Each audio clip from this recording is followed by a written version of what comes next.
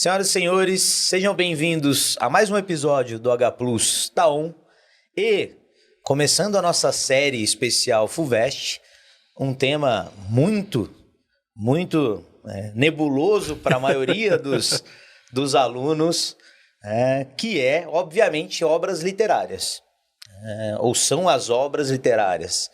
Um tema que sempre tem aquela discussão, o aluno leu, o aluno não leu, eu leio o resumo, ou só se eu assistir às aulas isso vai servir, enfim. E assim, como uma introdução, eu percebo que os últimos anos têm se intensificado as perguntas de obra, ou é só uma percepção, ou talvez exigindo mais do candidato. Assim, eu tenho percebido isso pelo feedback dos alunos, né? Então, assim, aquilo que eu falei, eu vou fazer perguntas que os alunos fariam, obviamente, porque, de fato, não entro nessa seara. Então, para isso, tá aqui mais uma vez o Bruno. E aí, moçada, beleza? O mestre das obras literárias. Como é que você disse uma vez mesmo? Eu nunca esqueci isso que você me falou. Que as obras... É minha cachaça. As obras literárias é minha cachaça. Putz, eu falei, então ele gosta muito de obras literárias. Seguinte, Brunão, primeira coisa. Quais são as obras? Eu sei que são 9 obras. Então, assim, para você que está nos ouvindo ou assistindo, ele vai dar, assim, dicas do que pode cair, que forma cair, enfim, vai ser bem dinâmico e bem rápido, tá? Então, fiquem aí. Quais são essas obras? Eu vou até projetar uma coisa aqui. E aí você me diz o que o nosso alunado que vai prestar FUVEST pode esperar aí. Poxa, eu acredito que aquela caia mais. Qual que você acha, professor, né? Sempre tem isso. Sim, importante. É importante, faz sentido, né? São 9 obras, vamos lá fazer um trabalho de memória. Isso. A gente vai ter Poemas Escolhidos de Gregório de Matos, Quincas Borba, Alguma Poesia, Romanceiro da Inconfidência, Campo Geral, Terra Sonâmbula, 9 Noites e Mensagem. Então a gente tem obras aí de um espectro bem grande, a gente tem obras que vão desde lá o barroco do Gregório de Matos até a literatura contemporânea de um Bernardo Carvalho. Eu concordo com o que o Kim falou, as questões de obras literárias elas vêm ficando desafiadoras aí ao longo do tempo, né? A FUVEST eu acho particularmente desafiadora, mais a segunda fase do que a primeira. Obviamente que a leitura das obras, ela valoriza, né? Ela é algo que traz aí uma facilidade maior na hora de responder perguntas, mas indo contra a minha própria classe e as minhas próprias convicções, dá para dizer que talvez não seja necessário. Dá para dizer que com aulas, com análises e com boas perguntas, um bom aluno, uma boa aluna consiga responder aí as questões de obras literárias da FUVEST e da Unicamp. A leitura ajuda, mas esse estudo analítico, esse estudo aí mais cerrado, ele costuma resolver as coisas sim. Até porque, né, se a gente para pensar também, preciso fazer uma de advogado do diabo, a César o que é de César. Se você pegar o aluno que só vai prestar Unicamp e FUVEST, são 19 obras, né? É muita coisa mesmo. Você está falando aí de mais de um livro por mês. É óbvio que a gente espera que o aluno comece a ler isso no primeiro ano do ensino médio, mas a teoria na prática é outra, né? Então a gente sabe que a maioria dos alunos não vão ter tempo de ler as obras. Algumas obras sempre são selecionadas aí como sendo as essenciais para a leitura, mas boas aulas, com boas análises, boas perguntas, dúvidas durante as aulas com os plantonistas, isso costuma resolver bastante as coisas. Você perguntou das principais, né? Isso, quais são as principais obras aí, ou o que o Bruno acredita que possa aparecer? Eu fiz um estudo recentemente para comprovar, digamos assim, impressões. A gente fica resolvendo prova, a gente fica olhando tendências dos últimos anos. Quando a gente coloca no papel, algumas dessas tendências elas se comprovam, né? Estudando a FUVEST, dá para ver uma preferência muito grande por Machado de Assis e por Graciliano Ramos. E dá para ver que a FUVEST não tem muito pudor de cobrar a mesma obra durante anos seguidos, ou cobrar a mesma obra tanto na primeira quanto na segunda fase. fase. Ela é bem diferente da Unicamp. A Unicamp, ela tenta ser equânime, ela tenta dividir as 10 obras, primeira e segunda fase, e Então, ao longo o que dos caiu anos na primeira não vai cair na segunda, tende a não cair na segunda. E o que caiu no ano anterior tende a não cair no próximo. Ela tenta cobrar todas de uma maneira igual. A FUVEST não tem pudor. Vou cobrar Machado de Assis, vou cobrar primeira e na segunda. Exatamente. Vou cobrar Graciliano Ramos e é isso. Eu tenho 9 obras, mas eu quero cobrar 3, eu vou cobrar 3 e fim. Eu gosto dessas e vai ser isso. Entendi. O que se justifica até pelo peso desses autores, né? Machado de Assis sendo até um mais nuclear, mas em relação a essa lista, os 2 livros fundamentais são Angústia e Quincas Borba. São os 2 livros fundamentais, os 2 livros que precisam ser lidos. A gente tem um Drummond novo, né? Ele caiu ano passado, vai cair esse nos próximos anos, que é o Drummond Alguma Poesia. E em anos anteriores, a FUVEST mostrou gostar muito de cobrar do Drummond. Então, assim, também é algo que eu julgo pertinente. Então, se eu fosse vestibulando, eu tivesse um tempo exíguo e eu tivesse que ler só 3 ou estudar só 3, Quincas Borba, Angústia e Alguma Poesia do Drummond. São 3 livros nos quais eu apostaria. Mas óbvio que assim, né? Isso é padrão, isso é tendência e ela não tem obrigação nenhuma de seguir esses padrões que ela mesma criou. Sim. Mas a gente vê isso se repetindo ao longo dos anos. Você estava falando da Unicamp e tudo.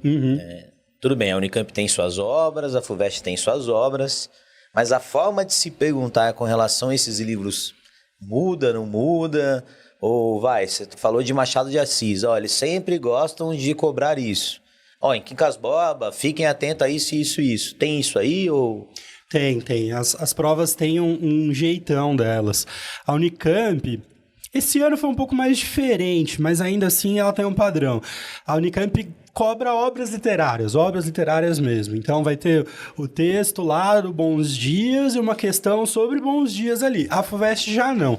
A FUVEST ela vai ter 10 questões cujo texto é um texto literário, e aí ela vai cobrar dentro dessas 10 questões, tanto questões de obras literárias, análise de personagem, análise de enredo, análise de período histórico, período estético, quanto gramática e interpretação de texto. Então, um texto de uma obra literária na FUVEST pode ser usado para interpretação de textos, pode ser usado para gramática. A FUVEST, ela costuma fazer isso. A FUVEST também faz uma coisa que não aparece tanto na Unicamp, que é trazer a crítica literária. Então, a FUVEST traz alguns comentadores das obras. Até no nosso material aí de revisão, coloquei muitos comentadores para os alunos conhecerem um pouco desse discurso e tal, porque isso aparece muito. Então, o Antônio Cândido falou X sobre alguma poesia, o Bose falou Y sobre o Angústia. Isso costuma aparecer. Óbvio que o aluno não precisa arrepiar os cabelos, precisa conhecer os críticos e tal. Esses críticos aparecem ali de uma maneira que dá para depreender. Então, interpretação de textos acaba contando bastante. Uma coisa que a Unicamp pouco faz, que a FUVEST faz muito, é o que a gente chama de análise contrastiva.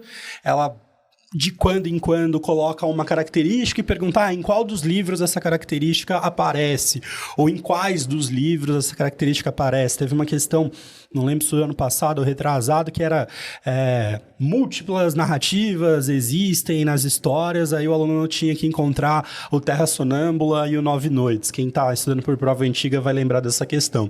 Também é uma coisa que aparece bastante aí na FUVEST. Penso eu que hoje a FUVEST, na primeira fase, exige um pouco menos da leitura do que já foi. Mas na segunda, ela pede bastante. Então, indo para a segunda fase, é legal dar uma boa olhada. Filão, dentro dessas obras, Quincas Borba, é pensar o que há de tradicional mesmo na obra, o que toda aula de obra ali vai falar. Pensar o humanitismo, pensar a loucura do Rubião, pensar o Brasil do fim do XIX, o que a gente chama de crise do Segundo Império, crise do Segundo Reinado, pensar os 2 personagens fundamentais que não são o protagonista, que é o Cristiano Palha e a Sofia, que são os arrivistas aí, o aluno vai dar uma boa lembrada dele. Basicamente isso.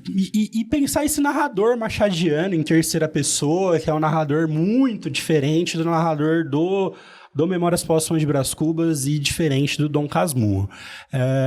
Quincas Borba, a chance é grande de cair. Quincas Borba é sua maior aposta. Maior aposta. E vai circundar, você acredita, sobre isso que você disse? Eu penso que nesses temas, pensando o que já foi cobrado e o que há de principal na obra mesmo, sabe? Esses são os temas fundamentais. Desses, o que eu não vi aparecer com vigor ainda foi uma questão sobre o narrador. Eu acho que algo sobre esse narrador poderia aparecer com mais ênfase. Ainda não apareceu. Eu acho que a gente poderia olhar. E também não apareceu, na minha opinião, algo com potência em relação ao contexto histórico.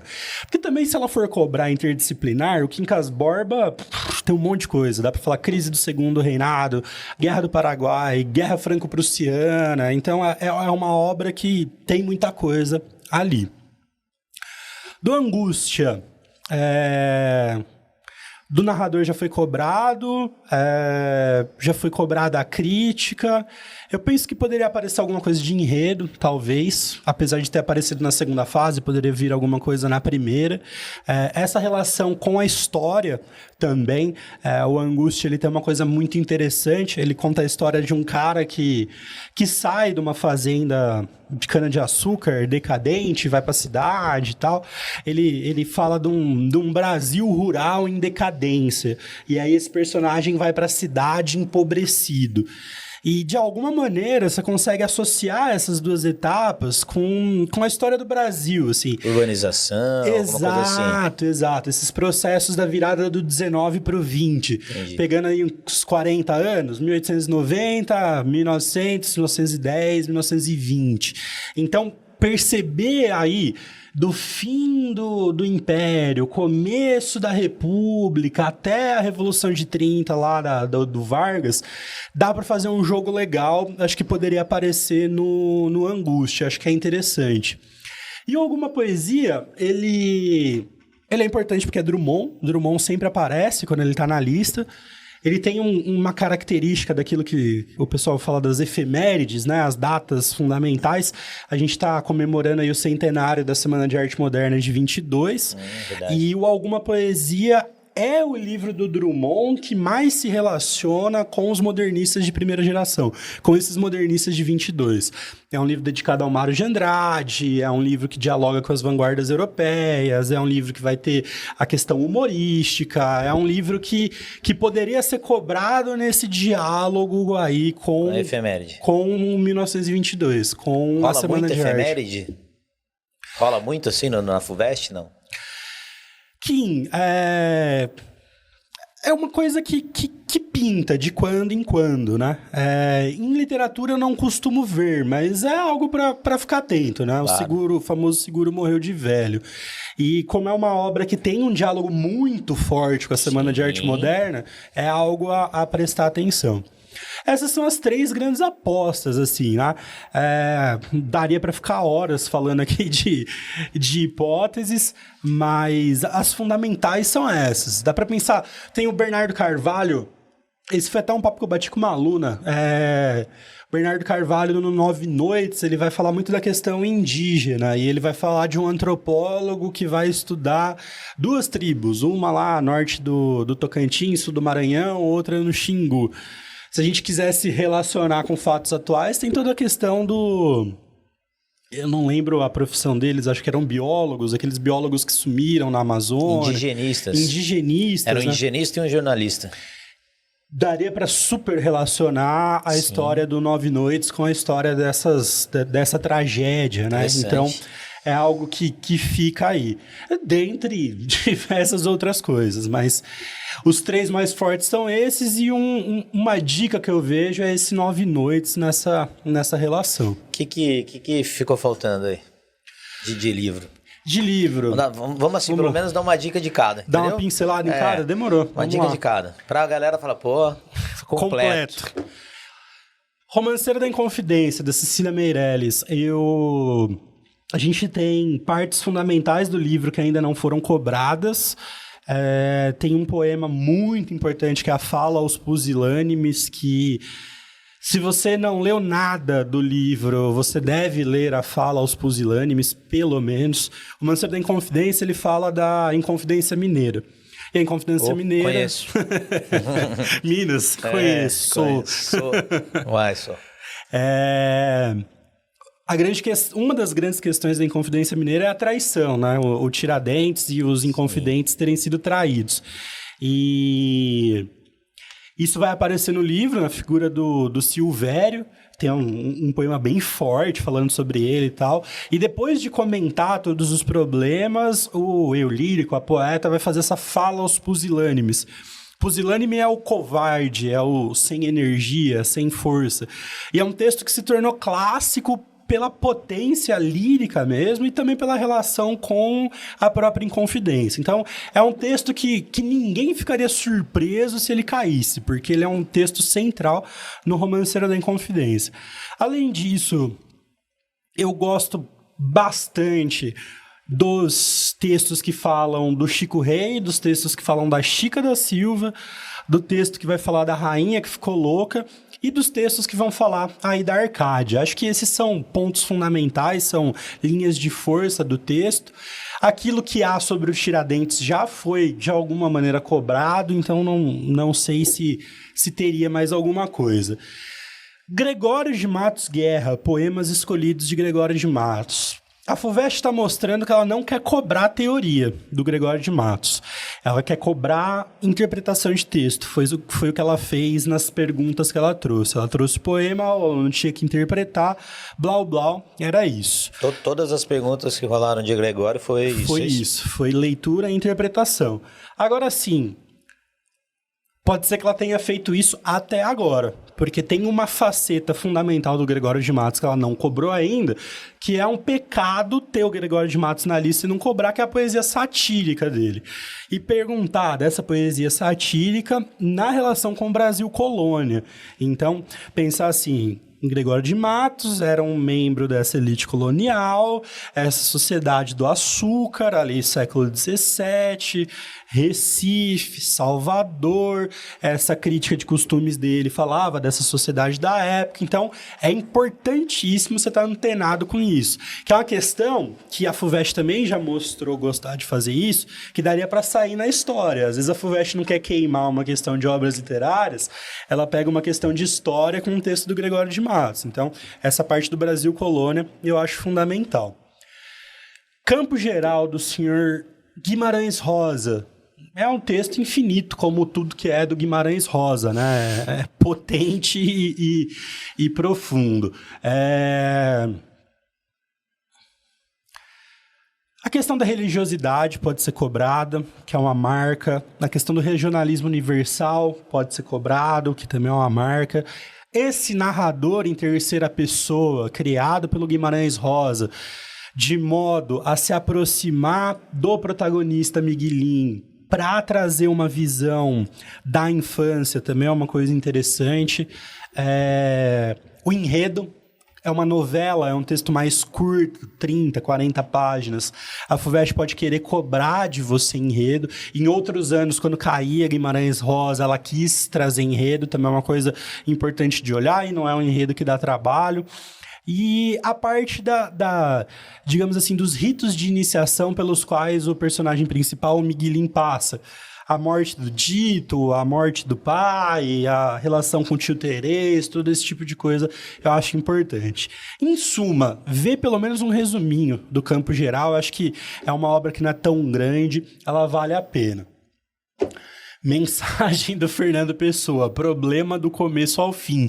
Eu até agora, quem sou eu? Mas até agora eu não entendo o que a FUVEST quis com esse livro. Porque assim, Fernando Pessoa é difícil. Mensagem, na minha opinião, é um dos livros mais difíceis do Fernando Pessoa. Então, o que ela quis trazer nessa obra, para mim, é uma incógnita. É um livro que você precisa entender muito bem a história de Portugal, pelo menos ali da fundação do Reino Português até, no mínimo, o Dom Sebastião. Os alunos têm, no ensino médio, vai ter 2 aulas, no cursinho vai ter 1 aula sobre isso. a FUVEST pede que saiba e saiba muito bem. Então, uma das coisas é você dar uma revisada nessa aula sobre formação do Reino Português de Portugal. Salvo engano, é a primeira aula de História do Brasil. História do Brasil, isso. Eu não sei se são as duas primeiras aulas, né? A aula dupla.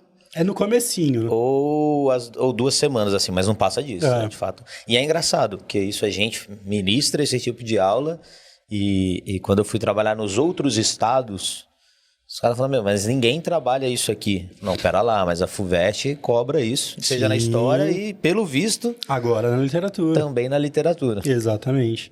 E isso é importante saber, a questão do ano passado, se você não tivesse uma vaga noção de quem era o Nunálvares, o Condestável, Batalha de Aljuba Rota, você não conseguiria responder, você tinha que ter pelo menos uma vaga noção disso. Então assim, mensagem, primeira coisa, se ligar na história de Portugal. Saber pelo menos aí... Dom Afonso Henriques, conhecer a ínclita geração, entender o lance do sebastianismo, do Dom Sebastião. Isso daí é básico, dá para lá trabalhar em diferentes frentes essa história de Portugal. Aquele aluno que quiser assinar a nossa plataforma, entre em contato, que lá terá essa aula tanto em obras literárias... Isso é verdade. Quanto em História do Brasil. Tá lá. Fica a dica. Tá lá. Vai. E... Foi boa, muito obrigado, viu, Bruno? Essa daí foi combinada, gente. Parece os pontos, eu tô brincando. Saber relacionar esses eventos da história de Portugal com a bandeira de Portugal, com o brasão de Portugal. Lembrar que a primeira parte do livro é estruturada nesse brasão ou utilizando esse brasão. Isso daí é importante. E aí, tirando isso, tirando só isso... você conseguir identificar que os poemas, eles têm um sentido histórico, mas não apenas histórico.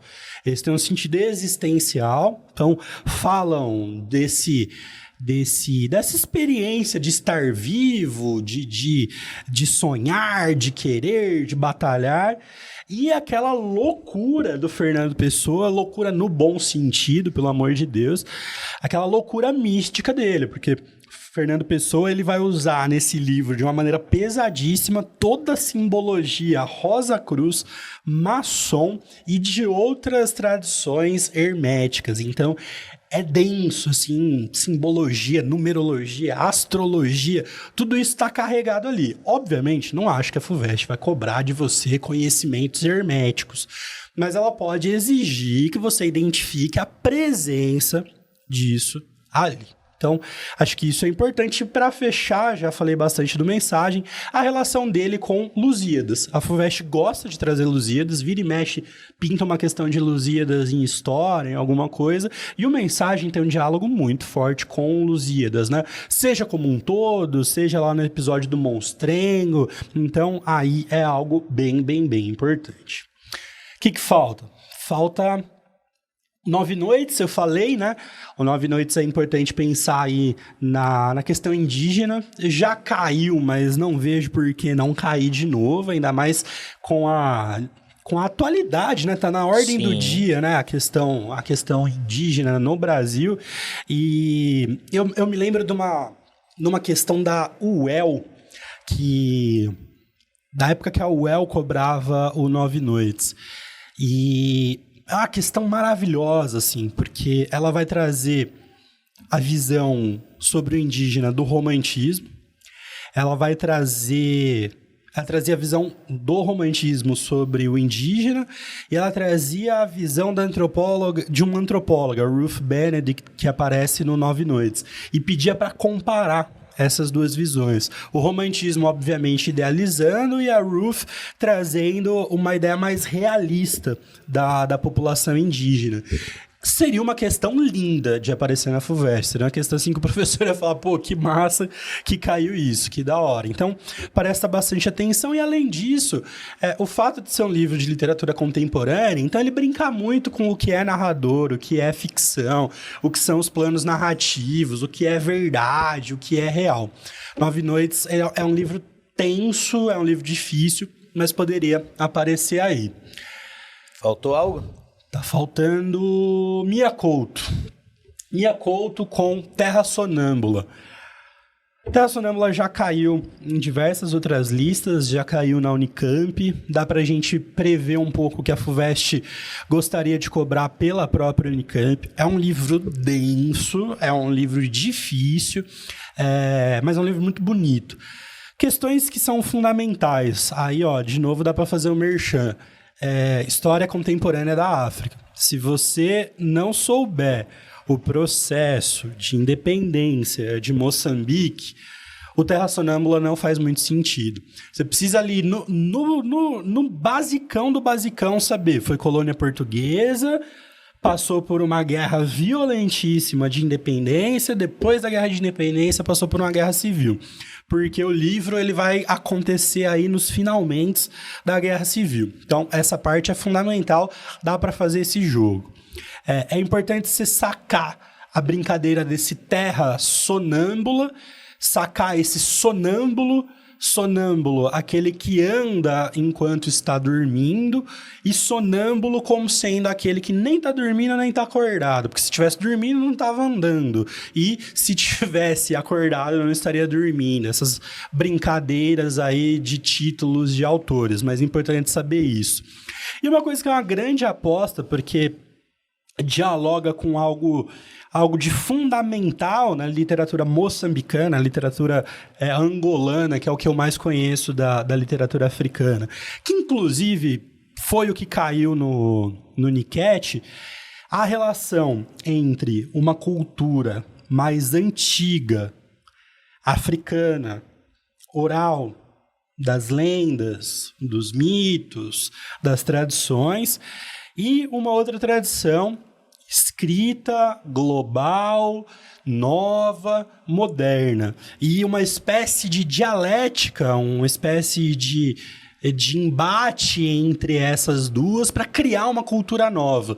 Principalmente porque essa escrita, né, ela traz em si a questão do colonizador, ela traz esse Portugal violento, e essa antiga como sendo algo que não dá tão certo nos tempos atuais. Então, o novo como vindo aí dessas duas. E para fechar, já que a gente falou de Portugal, colonização e tal, não seria uma grande surpresa tacar na mesma panela, colocar para cozinhar junto lá o Terra Sonâmbula, o Romanceiro da Inconfidência e o Mensagem. Por quê? Terra Sonâmbula fala da independência de Moçambique. Fala da Guerra Civil, mas tá ali na base a independência de Moçambique. Independência de Portugal. De um império português que tá ruindo, que tá quebrado. Se você pegar o comecinho dessa quebradeira de Portugal, é o tempo no qual o Fernando Pessoa estava escrevendo, que ali o começo do século XX, é quando as coisas vão desandando, vai aparecer uma ditadura para tentar reerguer a coisa e tal. E além de tudo, o Fernando Pessoa tá falando lá, mar português, tá falando dos grandes conquistadores, dos grandes navegadores. Dá para fazer um jogo, essas duas visões desses dois impérios. E trazer o Romanceiro da Inconfidência, que os Inconfidentes, eles peitaram e se deram mal por peitar quem? O Império Português. Então, se quisesse uma questão de história com esses três, ficaria lindo, ficaria incrível. Acho que, assim, de dicas gerais são esses. Não vejo uma prova que vá oferecer uma resistência muito grande ao aluno que pelo menos assistiu aula e fez exercícios, mas não acho que isso se aplique para a segunda fase. Para a segunda fase aí... o buraco é mais embaixo. Exatamente. É legal fazer mais questões ainda, tirar mais dúvidas ainda. Se aprofundar mais nos livros. Não vai dar tempo de ler o livro? Ler uma análise, ler uma boa introdução, ler uma boa resenha crítica, porque aí na segunda fase o jogo é outro. Aí já é uma brincadeira mais pesada. Ali é só briga de cachorro grande. Exatamente. Boa. Fechou. É isso, Bruno. É isso. Queria agradecer, espero que todos tenham gostado. Tenho certeza. Pediram, então fiquem atentos às dicas, corram já para solucionar esses problemas aí. Sim. Porque a chance de aparecer é muito grande. Com certeza. Isso. Fechou. Valeu, Bruno. Obrigado. Valeu, Matheus. Obrigado.